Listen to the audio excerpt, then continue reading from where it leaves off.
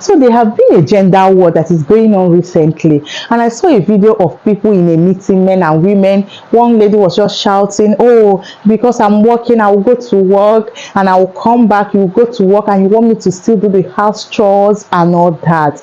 And I've seen a video of men saying they can never take their wife abroad. Why? Because some of the men that took their wife abroad, they broke up, the wife took everything and they were left with nothing after they must have hustled and got everything, right? And so many people were like, "I will marry and I will not take my wife abroad." And I'm like, what of the girls there? Who is getting married to them? Who are the men getting married to them? You want to stay there, you stay there, you went when you were single 25 years, and after 10 years, like you're 35 years now, you've made enough money, you want to marry, and you decide to come to Nigeria to marry a Nigerian and leave her here and travel, and you will stay there. God knows how long you're going to stay there, and all you will do is to send them money, talk to them on video call. 2 years later, you come back for a break, you sleep with her, she takes in, she gives birth to 4 children, and you go back to that place. Let me ask you, what's the difference between your wife and a single mother? There's one I saw, and the guy was in China. He has been in China for 4 years. He married the wife, and he didn't allow the wife to come. He didn't come back for 4 good years. And recently, his friends saw the wife in the market. She was pregnant, and they reported the matter to him, and he came back to see for himself. Like he fly from China to Nigeria to come and see the wife pregnant. Oh, is that simple? So you can actually come to Nigeria that simple way, but you never came to visit this woman. Are we sure that you don't have a wife over there? 4 good years and you married her. See, everybody have their own opinion, but what I'm saying is, if you don't want to bring someone that is in Nigeria already to UK or US or anywhere you are, why not marry? There are Nigerian girls there, they are even looking for husband. Most of them are marrying whites. Why not marry those people there? So all of una go dey do na and another thing is, when you know a wicked person, when a woman is wicked, you will know from the beginning of the whole stuff. You will know. Yes, when your wife is wicked, you will know, because you cannot tell me that you will not be seeing little sign about the wife that she's a wicked person. You must have been seeing a little sign. So when you marry that kind of person, you might decide to do whatever you want to do with them. But if you know you married someone that is responsible enough, and you know your wife is from humble home and all that, and you know you don't have any plan of offending her, because sometimes it's what you people go there to do. So why are you thinking you will marry her and you will leave her here? Why? Do you want to frustrate her? You can't. So are you not seeing those marriages? I've been seeing some content creators doing family marriage, and their marriage is doing very well. You guys are not seeing it. I have even seen people abroad, they gave birth to their children gave birth to their other children, like they are growing together. You guys are not seeing it. The truth is, I know there are some women that are evil, but the truth is, if you don't offend some women, they will not want to offend you. What are you doing? Are you cheating on her? Are you beating her? Do you talk to her in a manner she doesn't like? These are the little things that may warrant them to do whatever they are doing.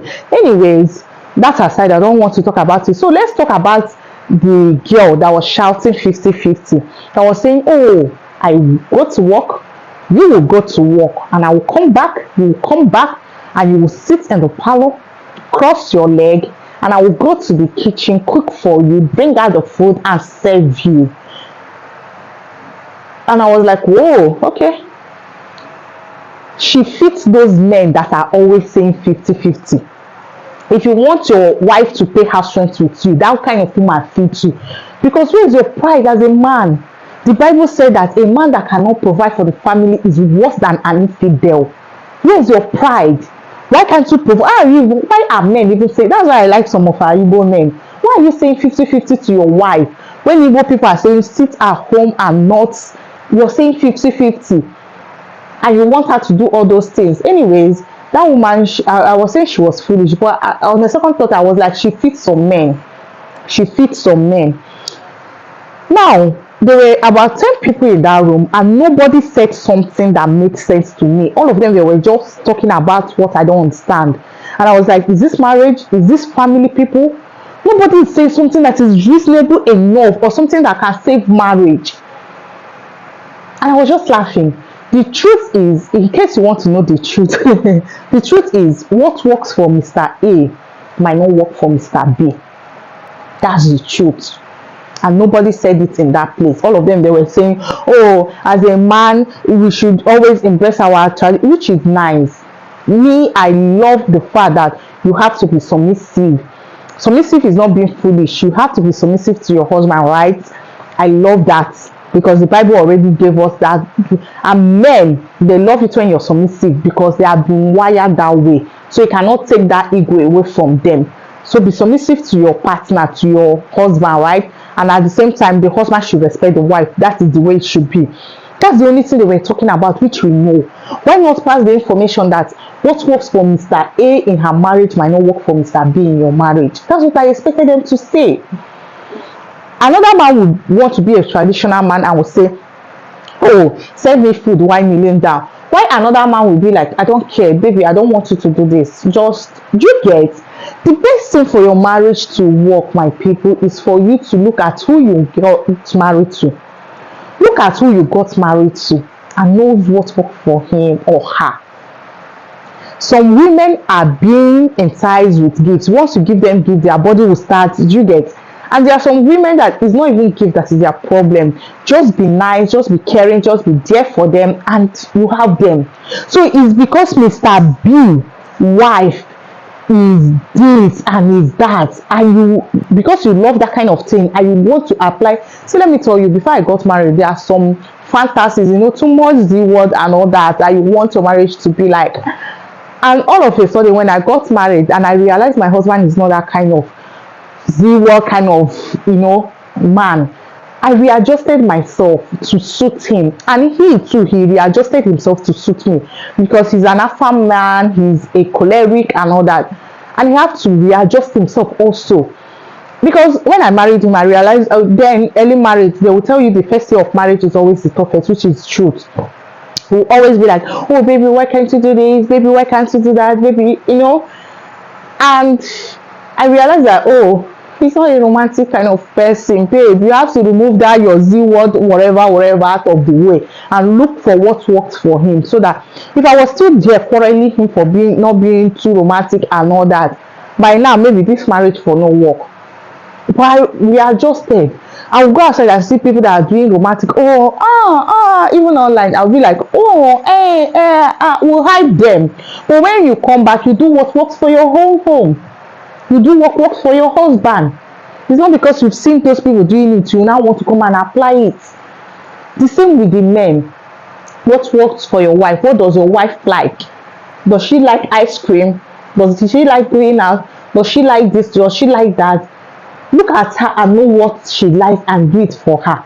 Don't go and copy Mr. B and you now tell her, when Mr. B, there was a time my husband said something like that. When Mr. B wants to go to work, she said the wife cooked for him. I said, no, I'm not that kind of person. I don't like waking up stressed. I'm not the kitchen type of person. Talk more of waking up early in the morning to start. What time will I now wake up 4 a.m. to start cooking? So that I said, no, that one, it might not work for me. Do you get? And he understood. So it's not because another man's wife is waking up by 3 a.m. to do facials, cook for him and all that, you want to force your wife. You can only talk to her, try to initiate it. But if you notice she's not that kind of person, leave her. Another man go wake him wife by 3 a.m. say, oh yeah, madam, go cook for me. She go waka go cook. But you, if you do am, your wife go quarrel you. The quarrel go last 2 weeks, 1 week. When I got married, you dey quarrel 2 weeks, 1 month. But these days, we don't even quarrel. We don't even have, if we have issues, before highest hours, we've resolved it. So that's the best thing for your marriage to work. Don't look at other people. Look at what your partner wants. We have different temperaments. I married a choleric, and I will not, because he's a choleric and I see somebody that's married a sanguine and I want him to be that way. No. His temperament will always I don't know how to say it, will always overthrow him. Do you get? So I cannot implement or force my I go talk again. Anyways, I hope this message help you. Please, let's stop the gender war. Know what works for your family and apply it. Stop all this too much social media. Most of them, they arrange it. Like if I want my husband to do video for me, I will make it look nice now and suiting. Oh honey, and you would think that's what we do every day of our life. No, that's because we want to shoot a movie. And after the movie, everybody go to their normal way. This movie is content is less than 3 minutes. Everybody go back to their normal life. So somebody will not see it and say, oh, this is the way they are. Help yourself. Oh, social media is not real life. Thank you very much. I'll see you on my next video. Bye.